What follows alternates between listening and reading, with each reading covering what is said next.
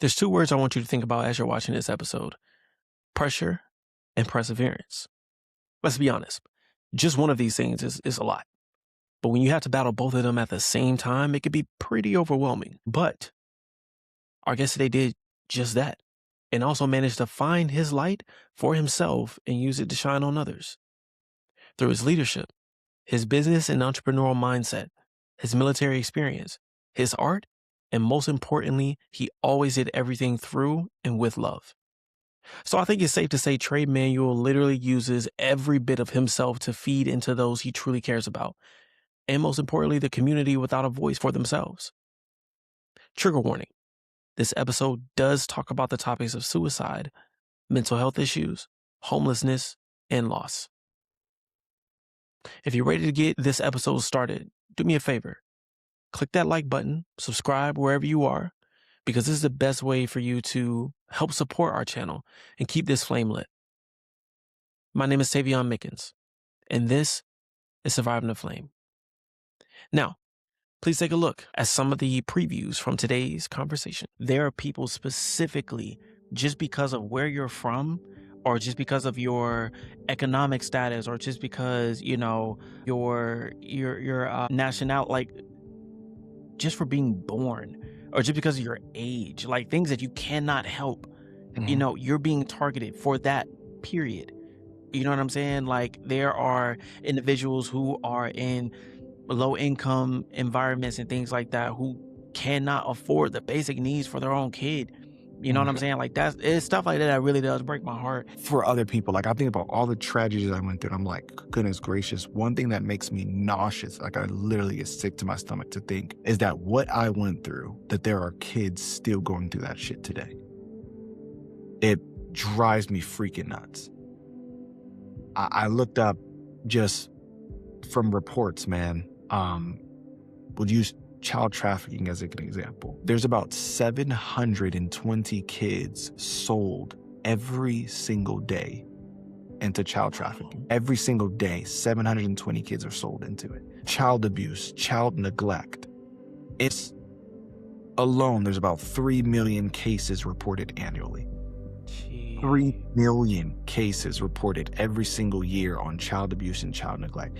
And the sad part about that is those are reported cases. Think about how many cases are not being reported. Because most people don't really get this opportunity to just live and just be. You know what I'm saying? I was just talking to my wife about it this morning, man. Like, it's such an amazing blessing just to be here in the moment, man. Like, take it for granted. It's Monday. It's a new week, you got new issues and new problems, everything coming up. But at the same time, it's just like, bro, in this moment, man, like you really got to treat it like you might not see tomorrow.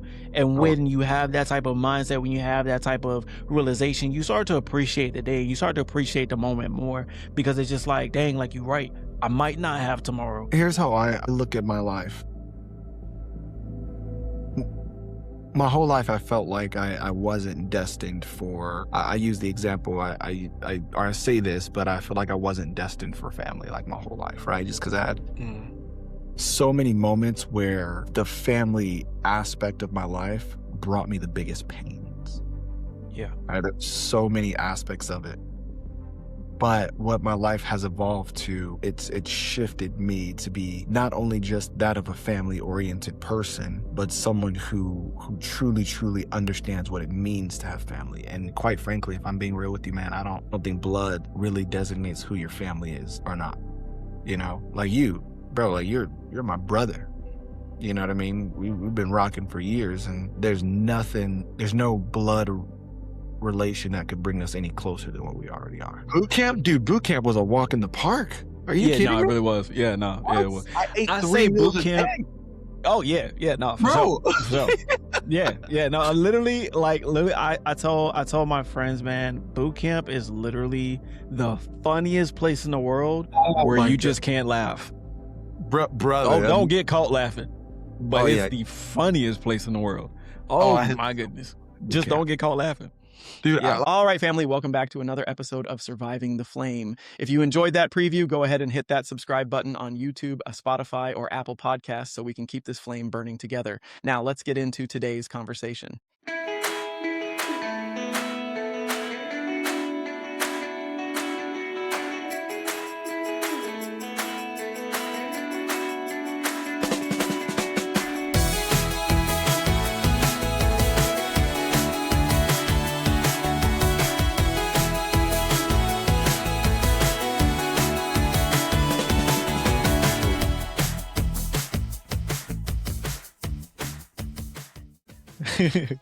All right, man. Welcome back to another episode of Surviving the Flame.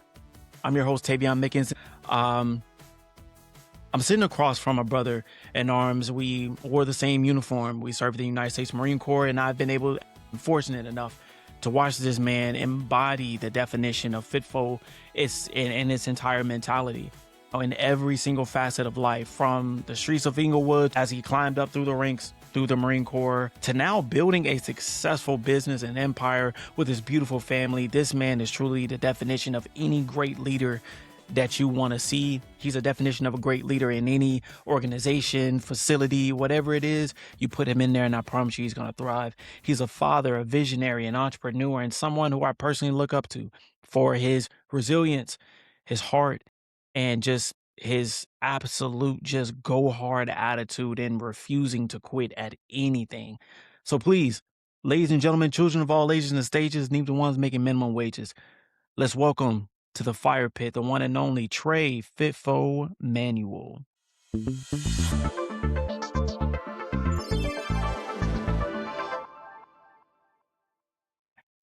What's good, my Man, brother?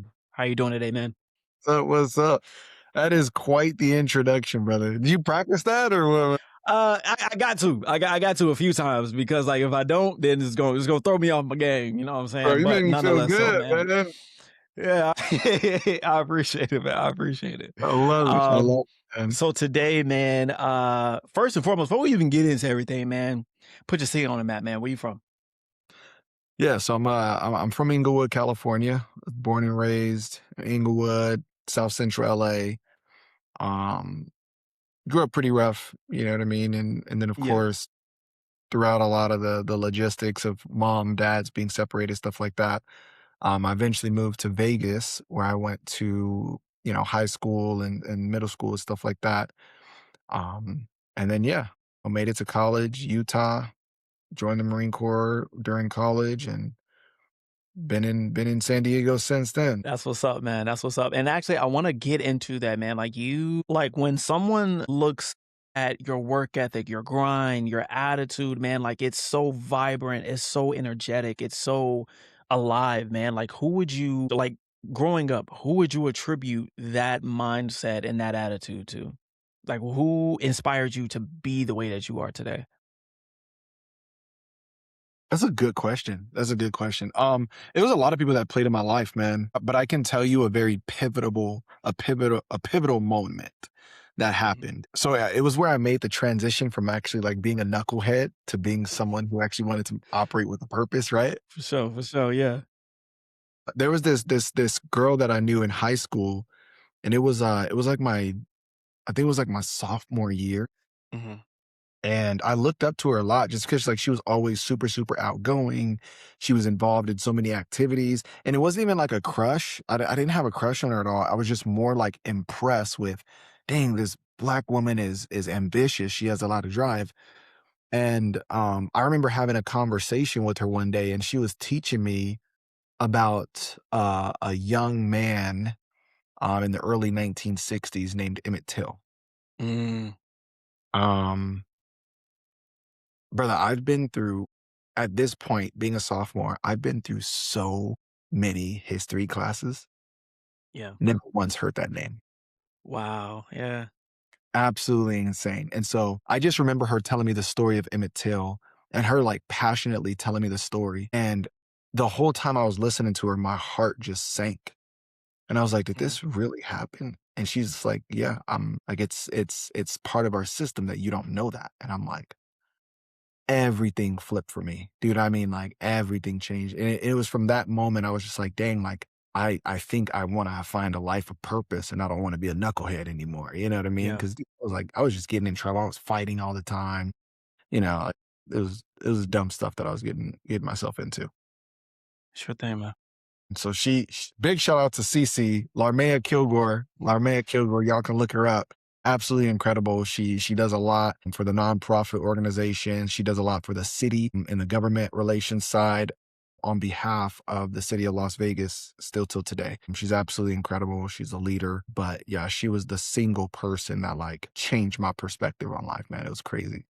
That's amazing, man. That's amazing. And like as we get into the moment that changed everything to you now having purpose and you now finding that purpose and everything. I can only imagine that that also may have attributed um to some growth through your childhood and everything. And we talked about that as well. About like more specifically, I remember the story of the 15-year-old on the streets. You know what I'm saying? A lot of people don't know you were kicked out at 15 and you found a glimpse of family that you grew really close to, but only to have them, you know, affect you in a very negative way. Um, how did that moment of rejection almost stop you from ever wanting to be, the man that we see here today? It destroyed me, man. Yeah. No, yeah, it's a really, very life-changing moment that happened for me. Because being homeless and on my own at the age of 15 and trying to hide it from everybody, you know what I mean? Like, it was very embarrassing.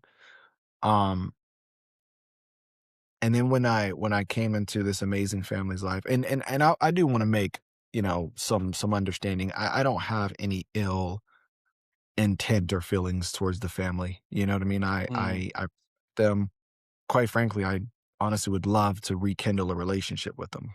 I really, really would. But yeah, what went down was very, very, it was traumatizing. It was heartbreaking for me because it felt like my whole life I wasn't supposed to be a part of any happy family or anything like that. And then I finally felt close to people that actually looked out for me and cared for me in every sense of the way. And then just with the snap of a finger, they turned their back on me. And it messed me up, man. Mentally, emotionally, it destroyed me, but for some reason,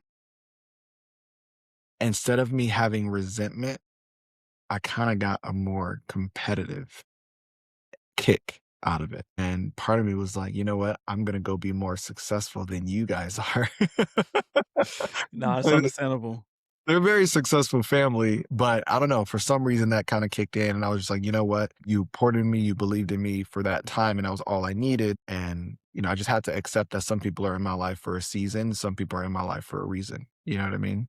Yeah, no, most definitely, most definitely. And speaking of seasons, I remember at our last conversation, you talked about currently being in a sowing season right now. Mhm, You currently just had a newborn. Congratulations to you and your wife. mhm. So you guys have a newborn at home and a business that is growing. How are you doing with the juggle of the routine right now, man?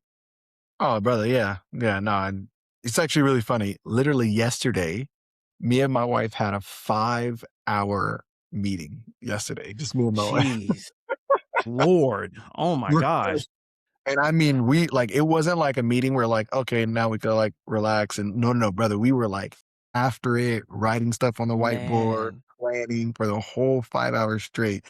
Like by hour three, my wife was like, babe, I'm hungry. And I'm like, okay, babe, let's go eat. So we like ran, grabbed some food, ate it real Yeah. quick, and then we came back and finished. But we went over everything, man. We went over our long-term goals, short-term goals. I literally have it written on my whiteboard. Long-term short goals, short-term goals, the estate planning that we have to have fully established, our kids' development, their growth, because we both come from broken homes. So we don't even Mm, know what it looks like to raise kids in a good home. So we're just trying to yeah. figure it out ourselves, right? We're like, "Oh, shoot, Right. these kids, they got a good home. But like, what do we do next?" Yeah, like, how do we navigate with this? Yeah. Exactly. Man, like no joke. The scheduling is very, very, it's very packed right now Mm, to the point to where from like 5, 6 a.m. to like midnight, there's stuff going on. Yeah. And man, then keep in mind, our newborn, we still, in some cases, have to be up in the middle of the night to take of care of the new, course, man. right? So it is a very much so sowing season. Like we just got to go through the grind. But yeah, man, we have our non-negotiables. One thing that we really decided to do was we're pushing the kids to work on our schedule. So for instance, like with a newborn, right? It's Mhm. so difficult because the newborn needs to eat at this time, which is understandable. But now it's gotten to the point to where, well, the kid has waking hours now. He's not just sleeping. Yeah. He's now Yeah. waking. All right, we need to shift those waking hours to during the day and not at Yeah. night. So during the day, Mhm. it's just us trying to keep him awake, Mhm. interact with him a lot more. If he falls asleep, you know what I mean? We let him sleep for a little bit, but we try to Right. wake him up, take him outside, let him get some sun, you know what I mean? Just try to keep Mhm. Yeah. the energy awake during the day, so at night he actually sleeps, and it's actually really cool. The past 2 nights, we got full night's sleep, so that's been awesome. Woo! Actually, Man, I know that felt good. yep, he's, officially 7 weeks old today, so we got Wow, we're doing man. good, we're doing good, you know what I mean? But yeah, Yeah, man, it's a very packed schedule, brother, like, there's not a minute to waste, you know what I yeah. mean? There's No, not. for sure, man. For sure, brother. And man, that's so amazing because like I know like we talked about just the struggle of understanding and feeling and knowing like what a family was or how and to translate your family that you grew up with, in a broken home and things like that to now you're trying to forge your own story with no blueprint. You know what I'm saying? Like you're making the blueprint as you go. You're asking advice from these great people as you go. You're sitting in these amazing rooms as you go. But like ultimately, it's like you say, you have your short term, you have your long term. But at the end of the day, it's like you just take it one step, one leap, one jump at a time. And to see you and your family do that is amazing, man. Because like, I mean, like most people don't really get this opportunity to just live and just be, you know what I'm saying? I was just talking to my wife about it this morning, man. Like it's such an amazing blessing just to be here in the moment, man. Like take it for granted, it's Monday, it's a new week, you got new issues and new problems and everything coming up. But at the same time, it's just like, bro, in this moment, man, like you really gotta treat it like you might not see tomorrow. And Oh, when you have that type of mindset, when you have that type of realization, you start to appreciate the day. You start to appreciate the moment more because it's just like, dang, like you're right. I might not have tomorrow. I might not have till Friday. So I'm gonna at least enjoy this Monday like it's, my birthday or something like that. So but we know when we talk about everything that you're doing, everything as it encompasses, you know what I'm saying? Like you are a United States Marine. That's incredible on his own. A business owner, now a podcast guest, a father, an influencer. You're doing all these things, but I want to know if we stripped all the titles away, who is Tre Manual at his core? yeah. Yeah, that's a good question, man. Here's how I look at my life. M My whole life, I felt like I wasn't destined for I use the example, or I say this, but I feel like I wasn't destined for family, like, my whole life, right? Just because I had Mm, so many moments where the family aspect of my life brought me the biggest pains, yeah. right? There's so many aspects of it.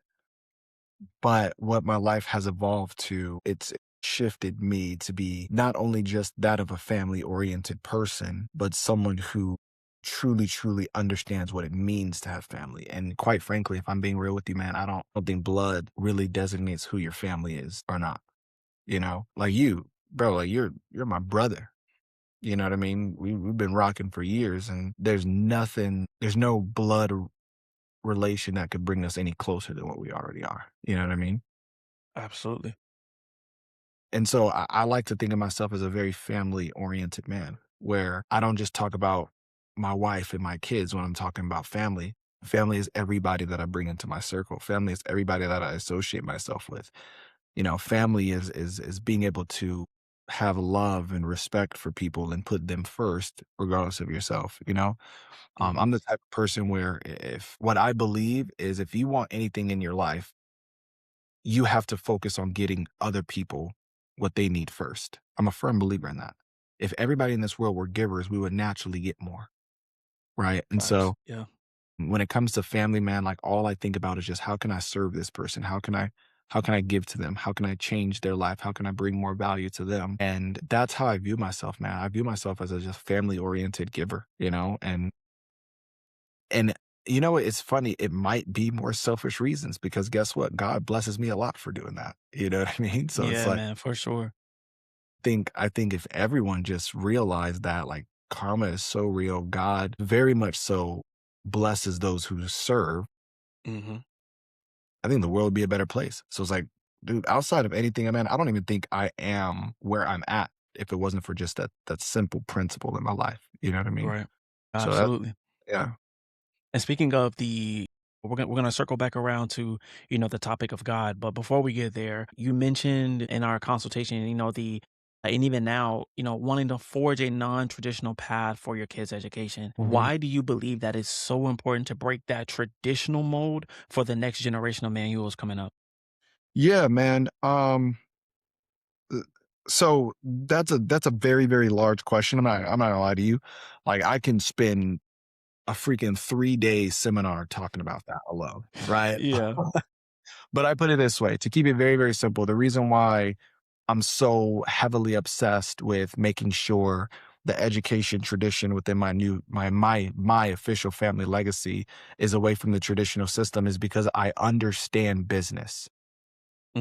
Very true. Like, on a black and white basis, I understand business. So let me give you an example. Um, if you worked for me, am I gonna tell you what's in your personal best interest, or am I gonna tell you what's in the best interest of my company? Does that make sense? Yeah. Yeah, I see where you at.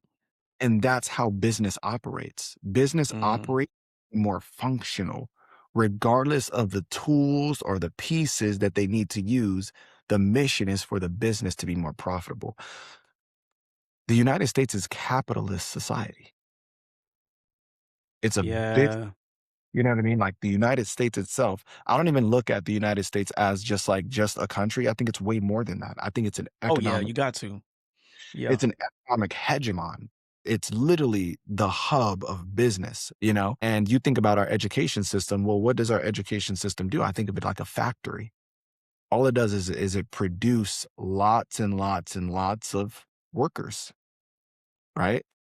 Right. For the companies to make this country the business that it is. And that's Especially what, now. yeah. So if you look at any type of education system or curriculum, it's training people to do and work.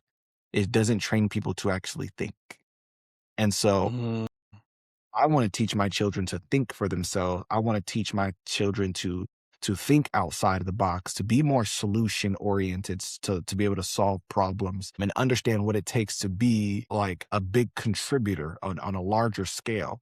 You know what I mean? So that's, man, I have my own education curriculum for my children. And it doesn't mean like Mhm. I'm not teach them their ABCs, right? They're definitely gonna need to learn Facts, their yeah, no, like, there are some things that I know yeah. that, like, they gotta know, you know what I'm saying? Right, Yeah, right. 1,000%, right? So, it's crazy. But dude, I saw this the other day, man. Grant Cardone, big shout out to Grant Cardone, man. I'm excited for him and his company. But Grant Cardone, he was on stage with some people in his team, and he literally called his daughter, and he had his daughter calculate the six cap of a or the 16 cap of a real estate, something like that. And his daughter literally calculated what she would purchase a property for based off of some simple credentials in front of everybody, right? There's literally Wow.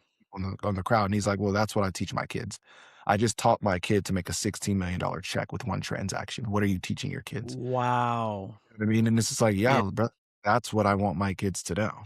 I don't I don't believe certain I'm not gonna say anything, but I don't believe certain things that we learn in the current education system is Mm. 1,000% essential. I think kids need more life skills, man. Kids need more So true. communication skills. They need more So social true. skills. They need to understand the psychology of human nature. They need to understand something as simple as outdoor survival. You know what I mean? Like, Yeah.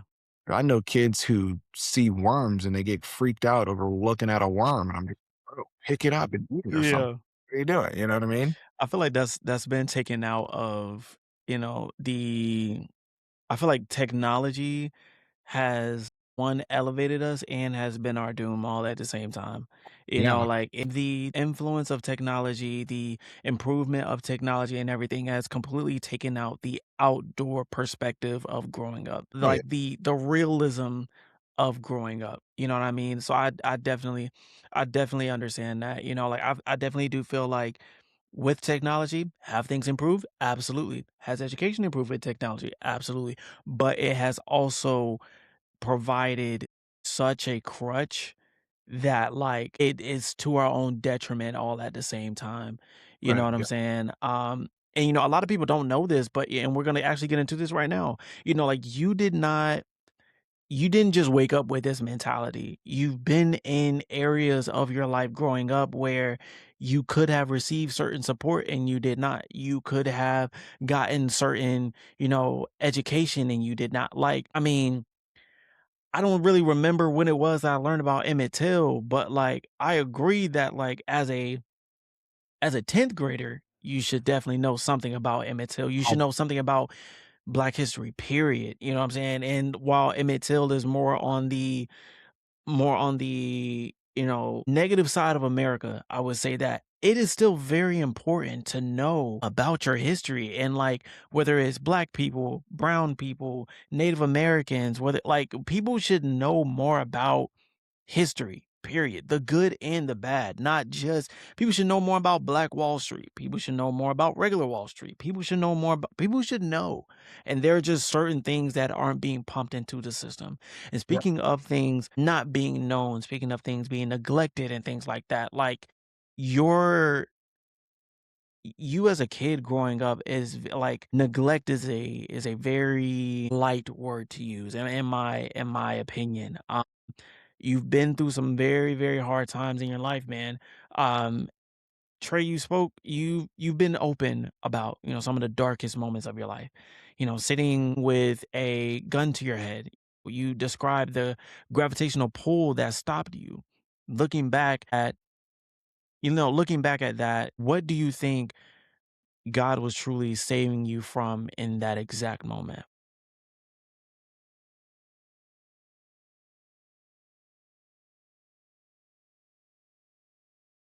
That's a good question. That is a really good question. So for those that don't know, yeah, I had a very, very low moment in my life where I tried to take my own life. I tried to commit suicide, put a gun to my head, pulled the trigger on 2 different occasions. And the second time, it was physical force. God stopped me from doing it. The question you ask is, what was he saving me from? Hmm. To be real with you, I think it was more what he was saving me for. Right. That's what I meant. Saving you for. Yeah, right. Like, and I don't think it was for me. Mm, I think it was for other people. You know, I think of Christ himself.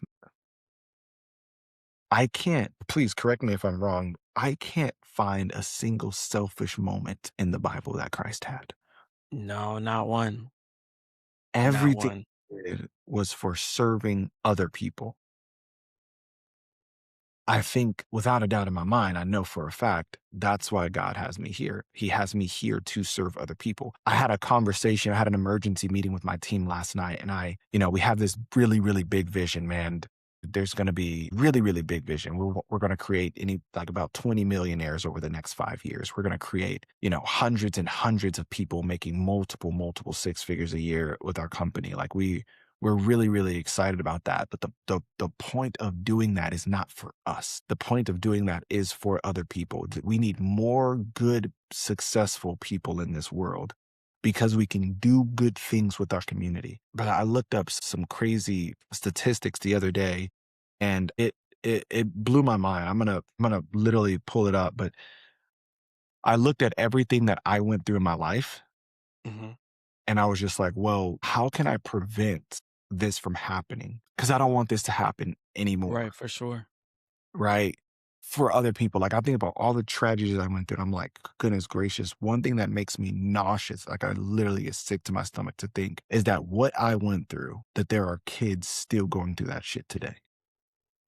It drives me freaking nuts. I looked up just from reports, man, would use child trafficking as an example. Yeah.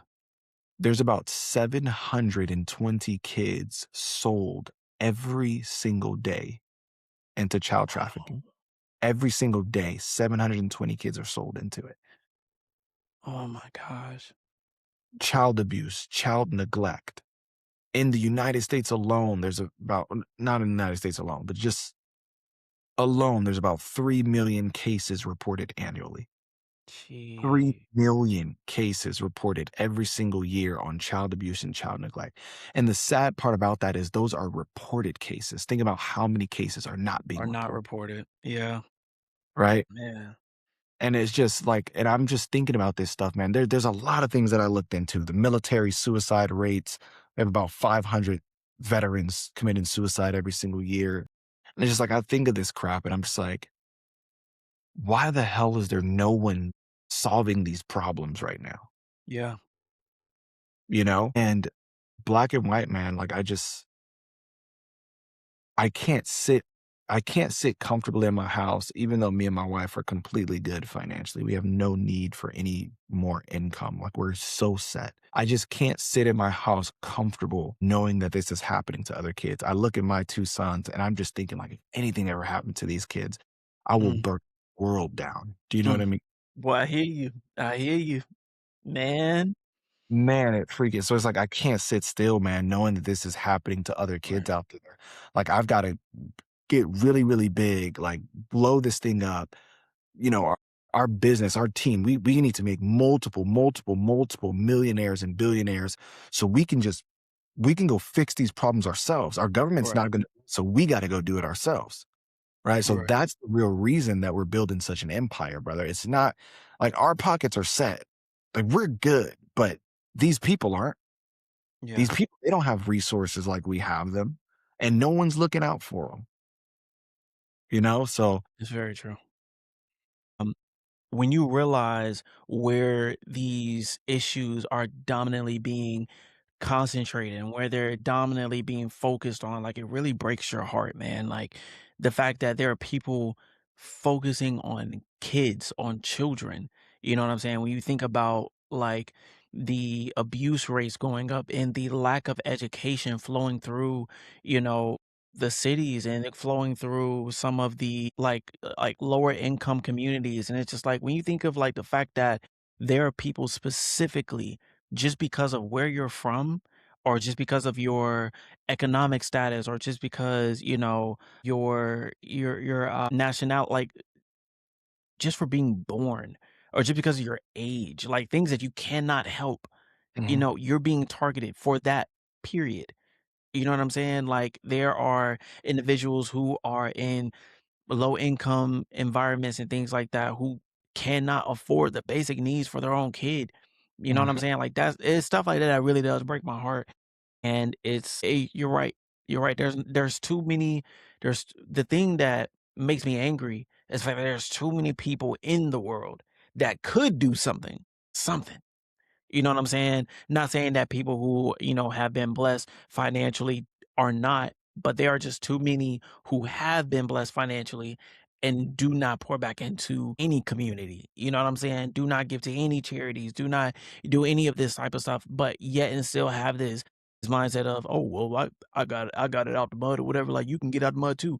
You know, while I do respect such, you know, mindsets to an extent. You know what I'm saying? Like, there's a difference between wanting somebody to get it out the mud or like trying to get it for themselves, and you clearly knowing that there is a group of individuals who they are the mud. You know what I'm saying? Like, there is no getting out of anything. You know what I'm saying? They will constantly be looped into, you know, abusive, manipulative mindsets and just environments, and it's not fair, it's not cool, and it's what gives America as a whole such an ugly look.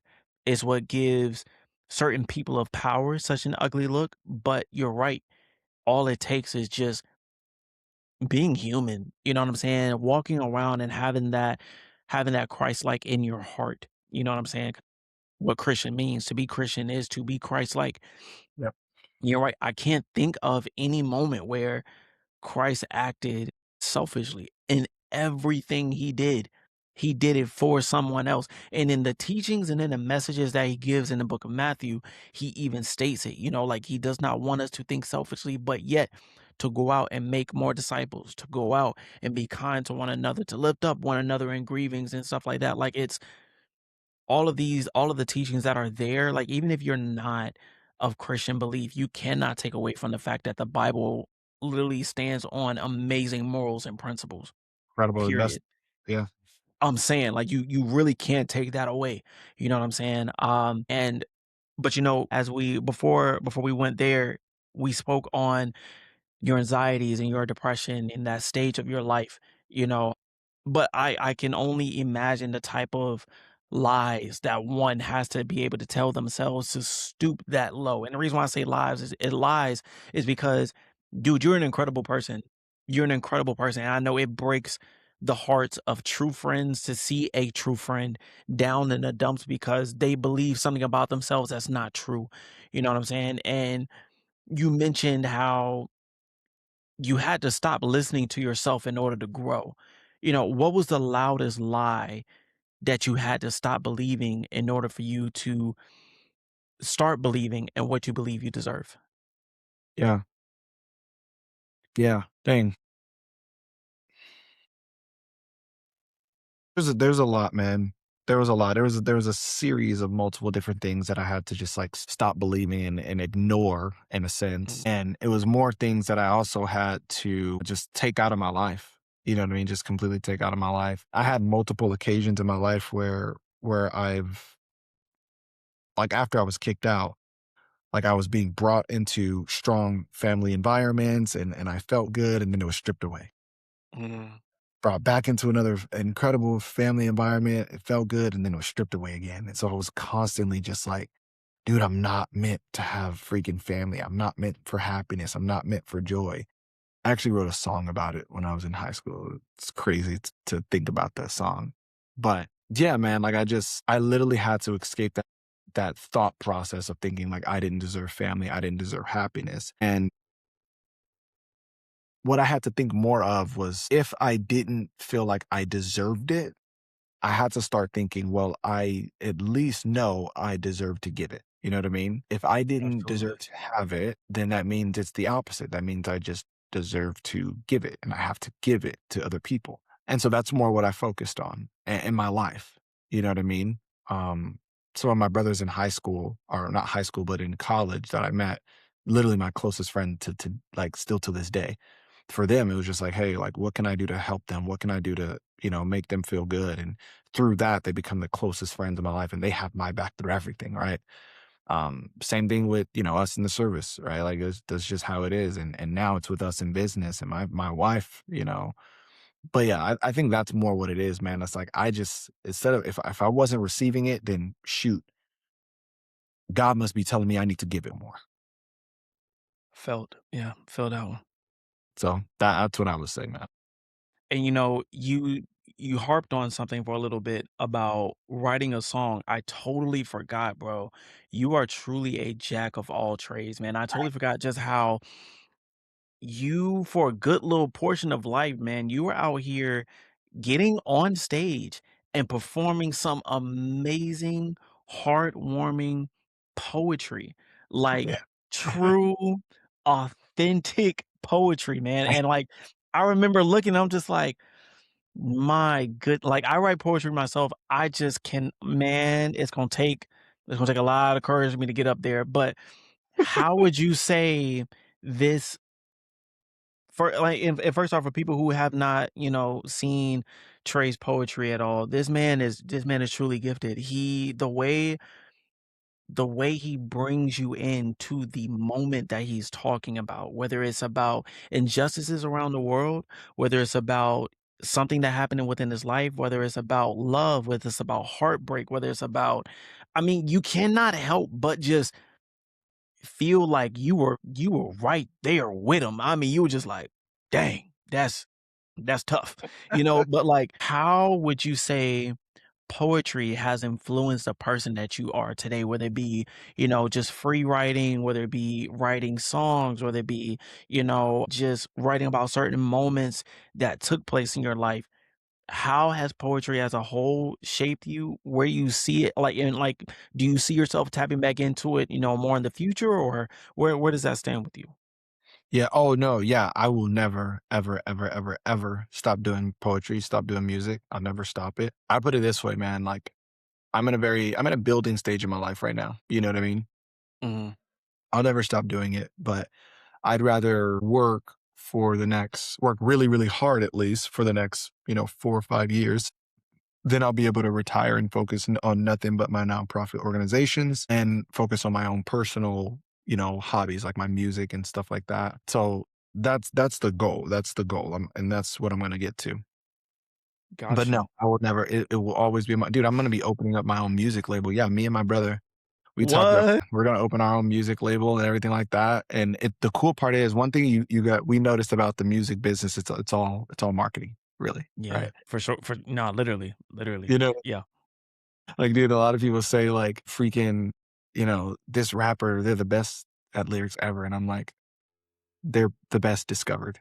Yeah, exactly. I'm about to say they're the best discovered. You know what I'm saying? You can have your favorites, your goats or whatever, but it's just like if only you were able to see, the ones that are across the water that haven't been discovered, the ones that are in our backyard that haven't been discovered, the kid around the corner that's like sixth, Incredible. seventh grade and just spitting out bars like it's crazy, man. I agree, man. They're just not discovered just yet.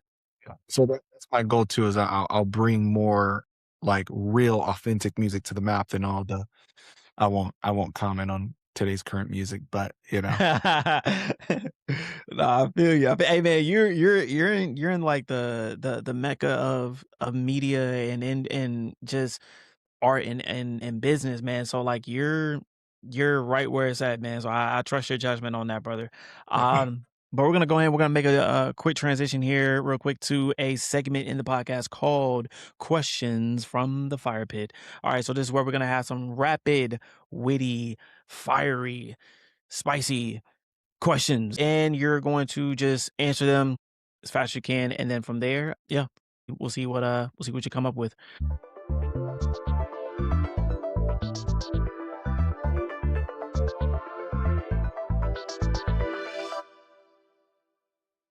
Alrighty then, brother. First question that we got here. We all have had that one thing that we bought straight out of the boot camp. You know what I'm saying? Like, we all had that one thing we bought with our first big Marine Corps paycheck and that we totally regret. What was your and some of us totally regret. Some of us we thought it was an investment.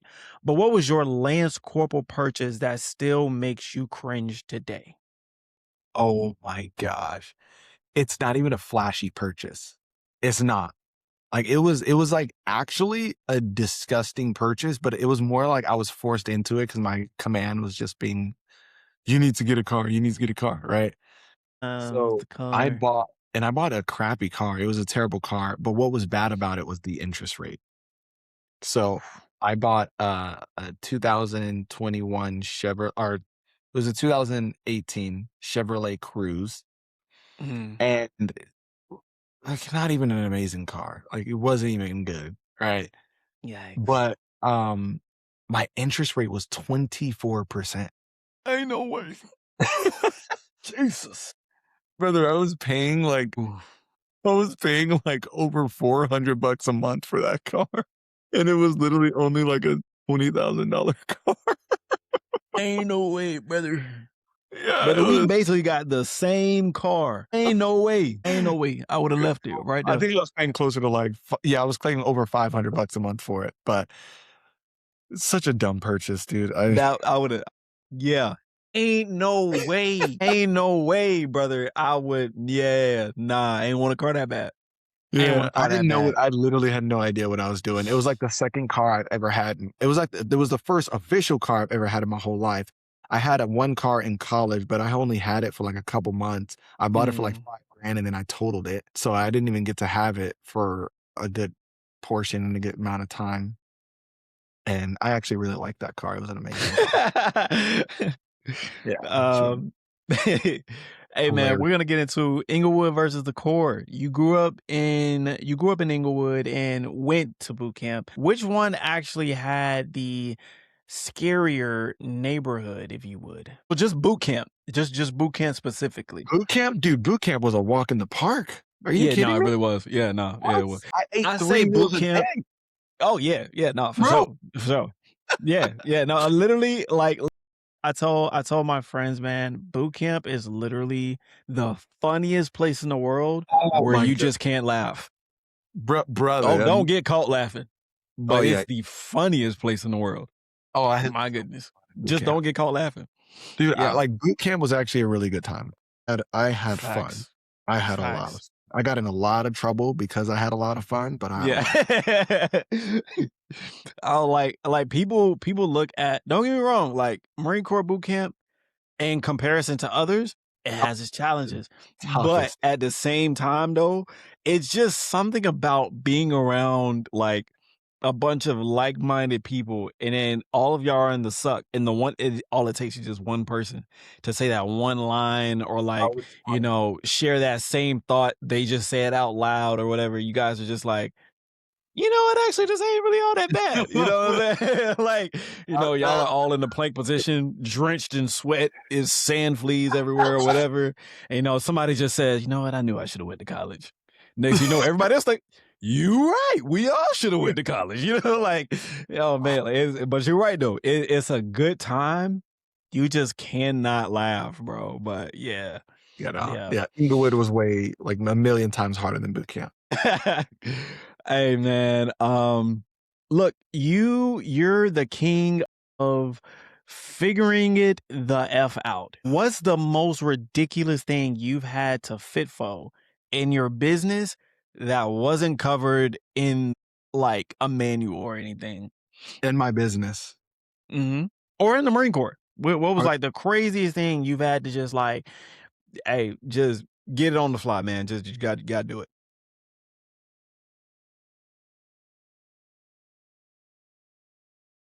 in the Marine Corps, it was pistol qualifications.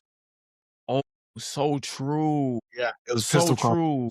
they Rifle, don't everybody teaches you rifle. yeah, everyone they don't teach you pistol, bro. Not at all. Not at all. Oh my God, that is so true. We literally went to the pistol, we went straight to the range, we Yep. shot 2 magazines, That day. and then that day, and then That day. you're qualifying. It's like, wait, what? Yeah. Dude, Yeah. I shot a total of 20 rounds before I qualified. Bro.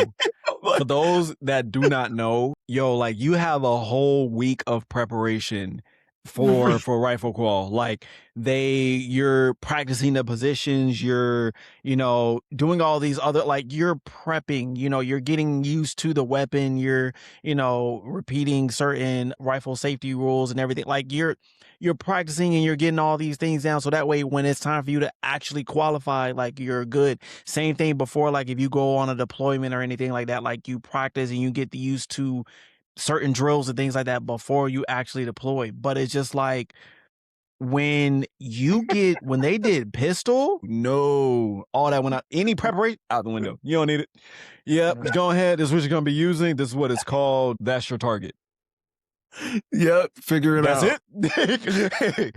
Y'all And not going. somehow we still shoot expert. Yeah, right. You know what I'm saying? Like, because I mean, at that point, like, I mean, we qualled the same day that we got introduced to the pistol. Like, bro, we got our 20. Bet. All right, cool. Everybody good? Everybody shot? All right, y'all go on lunch, come back, we're gonna qual. Yup. Excuse me? What? I was like, yo, whoa. But yeah, nah, man, you're absolutely right. Yeah, no, the pistol qual was definitely a big figure it out moment. And if anybody sees my pictures from qual, from pistol qual, you can tell that was my first time I ever held a pistol. That was yeah, it was weird. It was weird. For sure. Love it. Hey man, you are a businessman, so you definitely know a lot about negotiations. All right. You led Marines, okay? And you led Marines and now you're a leader in your own business. But be honest, who's a tougher negotiator? A grumpy gunnery sergeant or your 2-year-old when they don't want to take a nap? My gosh.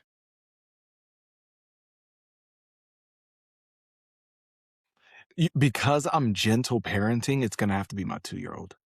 Mm-hmm. Felt. I'm a gentle parent. The angry gunny, bro, like it can get to a point to where you can use logic and it kicks in, right?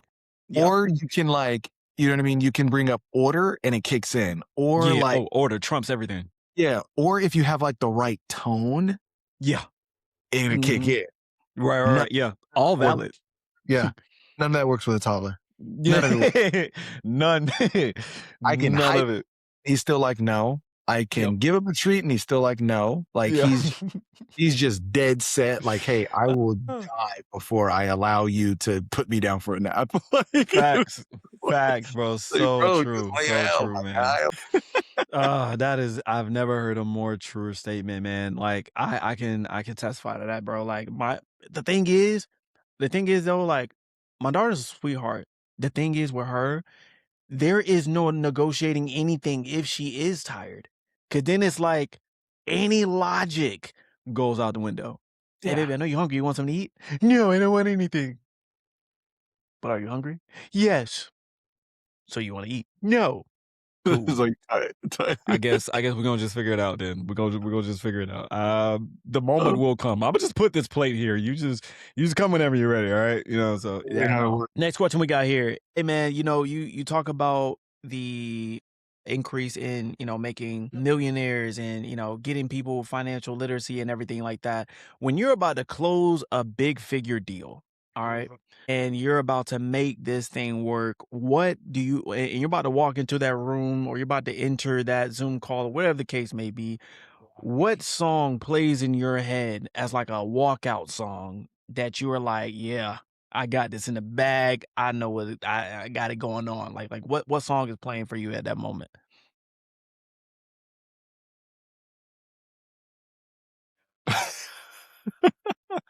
there's a couple actually. Okay. Even just an artist that you like to play if something Yeah. like that's going on. Like, I'll give you some that might not be mutually appealing, and then I'll give you Okay. some that make sense. Okay. So some that make sense that I often think about all the time is "Lose Yourself" by Eminem. That one That's a good one. because I'm like, "Yo, like, I gotta like, this is the one chance I got to close this guy, like, this is about to be big." Um, and then another one, you're gonna laugh at it maybe, but, it's "Many Men" by by 50 Cent. Hey, man, I ain't mad at you. I ain't mad at you, my brother. I've developed so many haters that is just like, I just laugh at 'em. Yeah. Yeah, I I'll mean, when you get to the top the way you are, brother, it makes sense. It makes sense, man, it makes sense. try to hate, like, dude, I freaking this is cheesy, but one of my old staff NCOs laughed at me, like, "You're getting out of the Marine Corps just to go to do some stupid business. You're an idiot. You're gonna fail. It's not gonna work." I'm not gonna say the number, but I sent him my monthly income report, Ugh, and he was just like, "I'm so proud of you, man. I knew you were gonna make it." I was like, get out of here, bro." yeah, and it sucks to see, people, just talk down on you, but man, when you can bring them some receipts, just be Ooh, like, life is, you know what I'm saying? Yeah, I dude, think I'm just gonna take a trip, probably to a different country or something, just for ish and giggles. You know what I'm saying? I think I'm just gonna kick dude. back on a Monday, just relax. And Some we people gotta go to work, but I think bro, we I'll lit take the day off. Something. it's But so yeah, cool. Like, for instance, we're leaving, like, Wednesday morning, I'm leaving, and I'm gonna go camping for, like, 3 like, the whole next 4 or 5 days. that's lit, bro. Like, just because That's lit.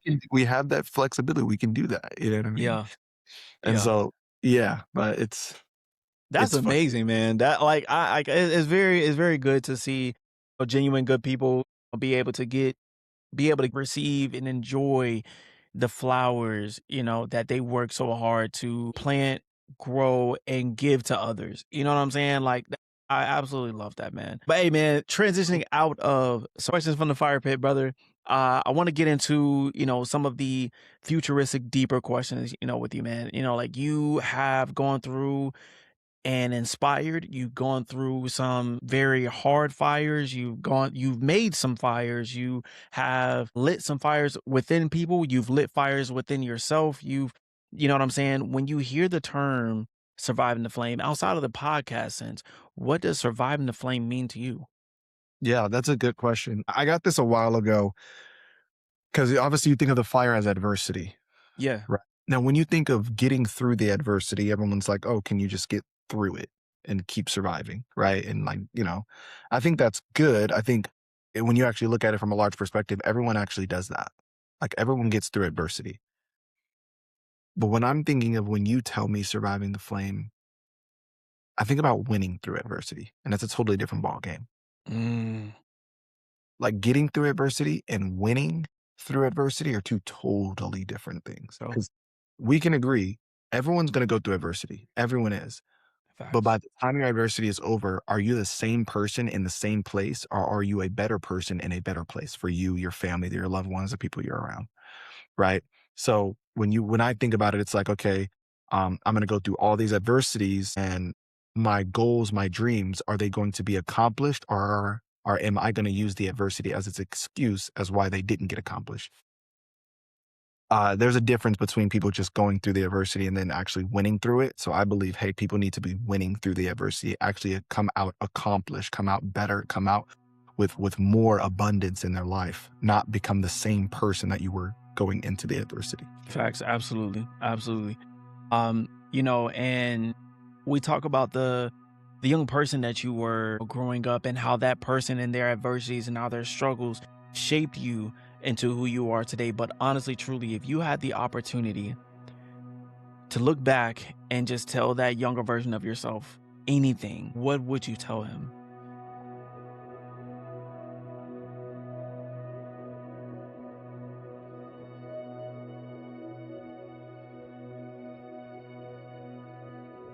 I would say two things. I would say two things.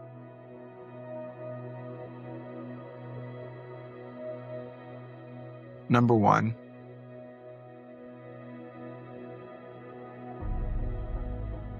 you're loved. You might not see it yet, you might not feel it yet, but you are loved. Keep looking for it. The second thing I would say is find something you're passionate about and run with it until the day you die. Never ever quit on it. Never ever let it go. Never think differently about it. Don't let any negative influences deter you from it. You stay on that course until the very, very end, and you'll become successful. That's what I would say.